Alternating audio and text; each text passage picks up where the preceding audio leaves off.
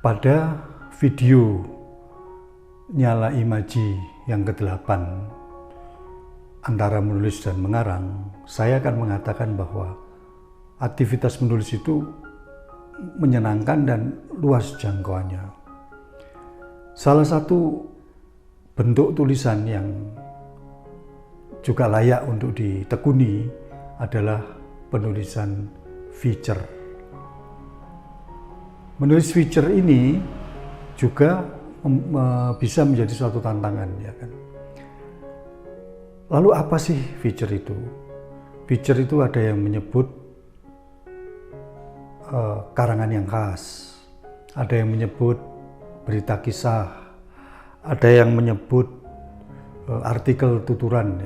Intinya feature itu memang menyampaikan suatu berita, tetapi berbeda dengan straight news atau berita lurus, maka gayanya itu disampaikan dengan gaya bercerita, dengan bahasa yang menyenangkan, menghibur. Gitu. Dalam kaidah jurnalistik,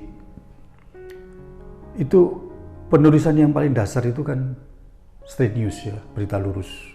Feature ini di atasnya. Nah, di atasnya lagi itu editorial, tapi itu kan hak prerogatif para petinggi surat kabar atau media. Nah, pada feature ini yang seperti saya katakan tadi disampaikan dengan gaya yang bercerita, gaya yang dengan bahasa yang menyenangkan dan menghibur. Tapi feature harus tetap berdasarkan fakta dan data, karena feature bukan karya fiksi.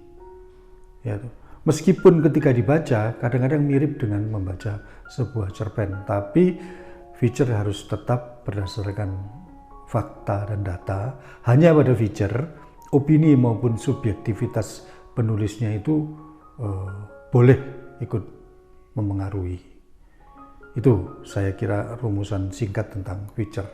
Nah, lalu ada banyak sekali ya macam-macam feature. Ada feature sejarah, ada feature tentang biografi, feature ilmiah populer, trend feature, kemudian banyak hal lain yang termasuk jenis feature. Dan yang menarik salah satu misalnya adalah human interest feature. Ini menarik karena melalui feature yang human interest ini, yang mengandung human interest ini, penulis bisa menyajikan sesuatu yang menyentuh gitu. Pada human interest feature itu karena ada personal appeal, maka itu sering menarik. Orang membaca itu bisa merasa terbawa, ya, merasa sedih, gembira, atau kadang-kadang geram. Nah, kalau feature ini ditekuni, ya, ini memang tidak mudah, karena seperti saya katakan tadi, dia membutuhkan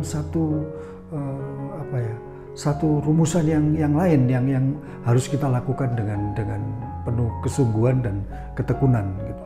Namun kalau kita sudah bisa menulis feature, ya kan, rasanya itu tidak terlalu sulit untuk berpindah haluan untuk menulis cerpen atau mengarang cerpen, karena beda-beda tipis gitu loh.